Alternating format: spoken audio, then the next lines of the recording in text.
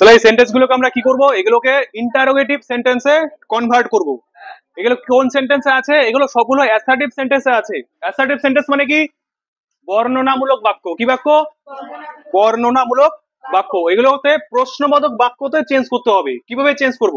দেখো ইনস্ট্রাকশন দেওয়া আছে, ডাজ দিয়ে এটাকে, এই সেন্টেন্সটাকে ডাজ দিয়ে শুরু করব। কি দিয়ে শুরু করব? এই ডাজ শব্দটা দিয়ে শুরু করব। এখানে ডিড দিয়ে এটাকে হোয়াই, ডিড, হাউ, ডু। ঠিক আছে, এখানে অনেকগুলো ডাব্লিউএস ওয়ার্ড আছে, ব্র্যাকেটে যে ইনস্ট্রাকশন আছে সেই ইনস্ট্রাকশনের মধ্যে অনেকগুলো ডাব্লিউএস ওয়ার্ড আছে আর কতগুলো অক্সিলারি ভার্ব রয়েছে। ঠিক আছে, যদি কোনো সেন্টেন্সকে ডাব্লিউএইচ ওয়ার্ড দিয়ে ইন্টারোগেটিভ সেন্টেন্স করতে বলে, তাহলে সেন্টেন্সটা যদি অ্যাফার্মেটিভে থাকে তাহলে সেটা অ্যাফার্মেটিভই থাকবে। আর যদি ডু, ডাস, ডিড এই তিনটের মধ্য দিয়ে কোনো একটা শব্দ দিয়ে ইন্টারোগেটিভ করতে বলে, তাহলে যদি সেন্টেন্সটা অ্যাফার্মেটিভ থাকে তাহলে নেগেটিভ হয়ে যাবে। মানে হ্যাবাচক থাকলে নাবাচক হয়ে যাবে, নাবাচক থাকলে হ্যাবাচক হয়ে যাবে। কি বললাম? নাবাচক থাকলে কখন হবে?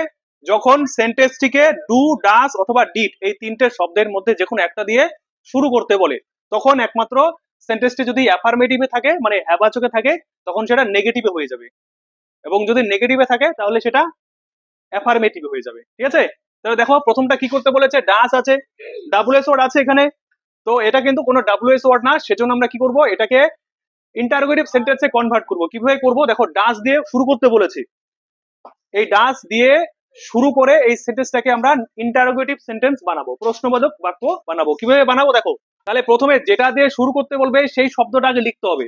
ডাস দিয়ে শুরু করতে বলেছে, তাহলে আমরা প্রথমে ডাস লিখবো, তারপরে সাবজেক্ট হিসাবে যেটা থাকবে সেটা লিখবো, ডাস রুমা। তারপরে দেখো সেন্টেন্সটা কি অ্যাফার্মেটিভে আছে না নেগেটিভে আছে? নট, নো, নো ওয়ান এইসব কোনো শব্দ আছে সেন্টেন্সটির মধ্যে, তার মানে এটা নেগেটিভে নেই, অ্যাফার্মেটিভে আছে মানে হ্যাবাচকে আছে। তাহলে আমাকে এটা কি করতে হবে, নেগেটিভে চেঞ্জ করতে হবে। নেগেটিভে চেঞ্জ করতে হলে ডাস আছে, রুমা, তারপরে নট শব্দ হবে, নট, নট দিলাম, নেগেটিভ হয়ে গেল, ডাস, রুমা, নট। তারপরে দেখো এই যে এখানে যে মেইন ভার্ব আছে, মেইন ভার্ব হচ্ছে লাইক। মেইন ভার্ব কি? লাইকের সঙ্গে একটা এস আছে, এই এসটা কিন্তু এই যে ডু এর সাথে যুক্ত হয়ে গেছে, ডাস হয়ে গেছে, সেজন্য আর এসটা কিন্তু আর বসবে না, শুধু লাইক হবে। তারপরে যা আছে তাই লিখে দাও, to listen, to listen to music. শেষে একটা ইন্টারোগেশন সাইন দিতে হবে। এই সাইনটা যদি তোমরা না দাও তাহলে তোমাদের সেন্টেন্সটা যদি কারেক্ট হয় তাহলে তবুও কিন্তু সেটা ইনকারেক্ট হয়ে যাবে। কেন? এই সাইনটার জন্য, যদি এই সাইনটা না দাও। এবার দেখো 2 নাম্বারটা কি আছে, they went for a drive, তারা একটা ড্রাইভে গিয়েছিল। ড্রাইভ তো বোঝোই, তাহলে এখানে ডিড দিয়ে করতে বলেছি। তাহলে আমি কি কি নিয়ম বলেছি, ডু, ডাস, ডিড এই তিনটে শব্দের মধ্যে যদি কোনো একটা শব্দ দিয়ে সেন্টেন্স শুরু করতে বলে তাহলে কি করব, কোশ্চেনটা যদি হ্যাবাচকে থাকে তাহলে আমরা কি করব, আনসারটাকে নেগেটিভে করব, মানে না বাচকে করব। হয়েছে? আর কোশ্চেনটা যদি না বাচকে থাকে তাহলে আনসারটাকে কি করব, হ্যাবাচকে করব। এবার দেখো কোশ্চেনটা কোন কোন সেন্টেন্সে আছে, অ্যাফার্মেটিভ নাকি নেগেটিভ? নট আছে, নো আছে, তাহলে নেগেটিভে নেই, তার মানে হ্যাবাচকে আছে। তাহলে তোমাকে এটা কি করতে হবে, নেগেটিভে করতে হবে। নেগেটিভে করতে গেলে কি লাগাতে হবে, নো, নট অথবা নেভার, এগুলোর মধ্যে যে কোনো একটা ইউজ করতে হবে। কোনটাকে ইউজ করব? ডিড আছে, যেটা দিয়ে শুরু করতে বলবে সেই শব্দটাকে আমরা প্রথমে লিখবো, ডিড। তারপরে সাবজেক্ট হিসেবে যেটা থাকবে সেটাকে লিখবো, দে। হয়েছে? তারপরে নট, নট লিখবো। তারপরে এই যে এটা, এটা হচ্ছে মেইন ভার্ব ওয়েন্ট, তো এটা কোন টেন্সে আছে, ওয়েন্ট, ভি2। কোন টেন্সে আছে? ভি2 মানে পাস্ট টেন্স। তো পাস্ট টেন্সের জন্য কিন্তু এখানে ডিড বসলো, সেজন্য এটাকে প্রেজেন্ট টেন্স লিখতে হবে। এটার প্রেজেন্ট টেন্স কি হবে, গো, ওয়েন্ট, গন, তাহলে হয়ে যাবে গো। হয়েছে? গো কোথা থেকে এলো, এই যে ওয়েন্ট থেকে। ঠিক আছে, তারপরে যেমনটা আছে অ্যাজ ইট ইজ লিখে দাও, for a drive, for a drive. শেষে একটা ইন্টারোগেশন সাইন দিতে হবে, কোশ্চেন মার্ক দিতে হবে, না দিলে কিন্তু ভুল হয়ে যাবে। দেখো তারপরে 3rd নাম্বারে কি রয়েছে, এটা কি দিয়ে করতে বলেছে, হোয়াই, ডাব্লিউএস ওয়ার্ড। এখানে কিন্তু ডু, ডাস, ডিড কোনো অক্সিলারি ভার্ব নেই, আছে। তার মানে সেন্টেন্সটা যেই মানে সেন্টেন্সে থাকবে, মানে যদি অ্যাফার্মেটিভে থাকে তাহলে অ্যাফার্মেটিভই আনসারটা অ্যাফার্মেটিভই হবে। কোশ্চেনটা নেগেটিভে থাকে তাহলে আনসারটা কিন্তু নেগেটিভই হবে। তাহলে দেখো কোন কিসে আছে, অ্যাফার্মেটিভে আছে না নেগেটিভে আছে, দেখো ভালো করে। নট, নো এইসব কোনো শব্দ আছে নেই, তার মানে কিসে আছে, অ্যাফার্মেটিভ, হ্যাবাচকে আছে। তাহলে আমরা হ্যাবাচকেই করব। কেন? কারণ এখানে ডাব্লিউএস ওয়ার্ড দিয়ে শুরু করতে বলেছে। কি দিয়ে করতে বলেছে, ওয়াই। ওয়াই মানে কি, কেন। তার মানে কোনো একটা কারণ বোঝাচ্ছে। এই কেন বলতে যেটাকে বোঝাচ্ছে সেটাকে আমরা বাদ দিয়ে দিব, কেন। দেখো সেন্টেন্সটা মানে বলি, ক্লড রাস্ট, এটা এস, হ্যাঁ, Claude rushed to the lighthouse to get some paper, মানে ক্লড ছুটে গিয়েছিল কোথায়? লাইট হাউসে কিছু পেপার পাওয়ার জন্য বা আনার জন্য। তাহলে ক্লড কেন লাইট হাউসে ছুটে গেল? তাহলে ওয়াই মানে কি? কেন? তাহলে কেন বলতে কোনটাকে বোঝাচ্ছে? কিছু পেপার আনার জন্য। তাহলে কেন বলতে যেটা বোঝাচ্ছে ওটাকে আমরা বাদ দিয়ে দিব, ওটাকে লিখবো না। হয়েছে? তাহলে কি করবো? তাহলে ওয়াই লিখবো, ওয়াই। হয়েছে? ওয়াই এর পরে সবসময় তোমরা ভার্ব দেখবে কোন টেন্সে আছে। আমরা জানি যে ভার্বের সাথে যদি ইডি থাকে বা ইডি যুক্ত থাকে তাহলে সেটা কোন টেন্সে থাকে? Past tense. ঠিক আছে? পাস্ট টেন্সে থাকলে আমরা সবসময় কি ব্যবহার করব? ডিড ব্যবহার করব। তারপরে যে সাবজেক্ট রয়েছে সাবজেক্টটা লিখবো, ওয়াই ডিড ক্লড, মানে এটা পাস্টে আছে সেজন্য ডিড বসলো। তারপরে কি রয়ে গেল? রাশ। ইডি কিন্তু আর লিখবো না, শুধু রাশ। রাশ মানে ছুটে যাওয়া। ওয়াই ডিড ক্লড রাশ, তারপরে to the lighthouse, to the lighthouse. শেষে একটা ইন্টারোগেশন মার্ক হবে, এটা কিন্তু লিখবো না। টু গেট সাম পেপার, কিছু পেপার আনার জন্য। প্রশ্ন করতে বলেছে কেন ক্লড লাইট হাউসে ছুটে গিয়েছিল।